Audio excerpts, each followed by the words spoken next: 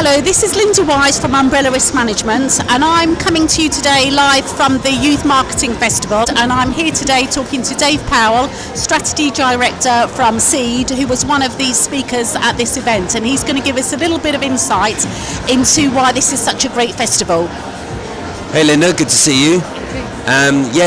For us, YMS offers a great opportunity to engage with a wider audience, to really speak to the brands that are really interested in youth. Obviously, a lot of people coming here, we assume, are here because they want to be here.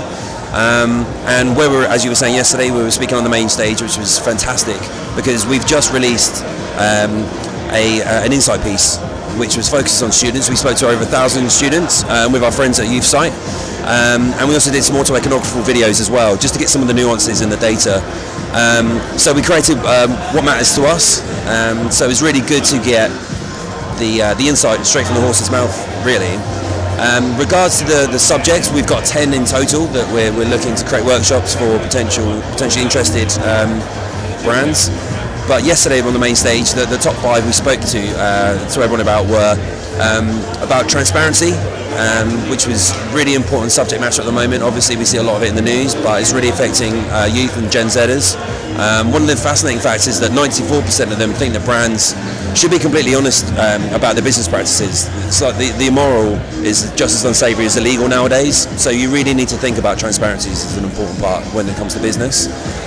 We also spoke about digital detoxing. This was a really big one for us, is that obviously social, digital, influencers, etc. are so important to this audience. However, what we're really seeing is this tide potentially of a digital detox coming. We really wanted to ask the audience, would they actually take a month off? Like having we've got Veganuary, Movember, Dry January, etc. Would they do that for social media? Surprisingly, 77% were really interested in doing that and saying they would either take part or do that. 10% of those actually said they really needed it. So there is something coming through here that students are sort of feeling the pressure of social media and always need to be on it. Talking of pressure, something that was really interesting as well was also looking at the price of perfection. 8 out of 10 of our audience that we questioned actually felt there was some real pressure for them to feel perfect in real life. So there's a lot of pressure with social media coming through that actually you've got this digital persona that you really need to look absolutely perfect. So they know how many how many selfies it's going to take, how much makeup it's going to take, how many different angles they're going to need to do. So their lives are now full of de-tagging and just trying to look perfect at every opportunity. Another one we looked at was activism. So we've now found that this is probably the most activism generation yet. When asked how many had actually taken a stance or taken a political action, 9 out of 10 of our audience that we questioned had actually done something, whether that was signing an online questionnaire, filling out a social media post through their channels, or whether it's attending a protest themselves and hitting the streets. So it's really interesting that 9 out of 10 of them, I think that's quite a massive stat.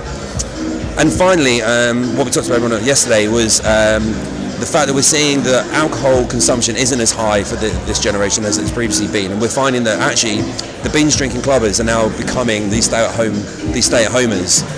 So fascinatingly, 58% of all students said that chilling at home was their number one activity to do with friends. So it's quite interesting that they've gone out from the traditional student involved. I know what I was like when I was at uni, that we're there pretty often, always down the union or down the local pub making the most of happy hour. But we're seeing this new generation that's really focused on themselves and really driving perfection, as we just said on the other element. But it's that element that's really fascinating, that they can't take that downtime because it's so important for them, that the hangover just doesn't warrant the value for them where they're trying to do the best they can in their studies. So I guess it's really, for a brand, it's interesting to think, how can we actually make sure we're still part of their lives in the in-home environment, and how can we make sure that they can still have a fantastic time? How can our products support them when they're feeling that real need to stay at home and not have a hangover?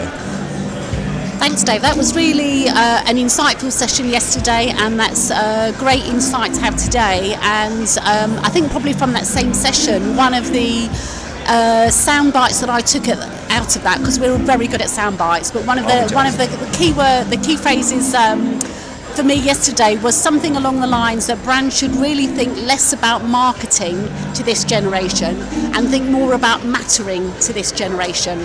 So it was really interesting how you were saying that they do want to have that break from social media. Somebody else posed the question, is this going to be the generation, the depressed generation?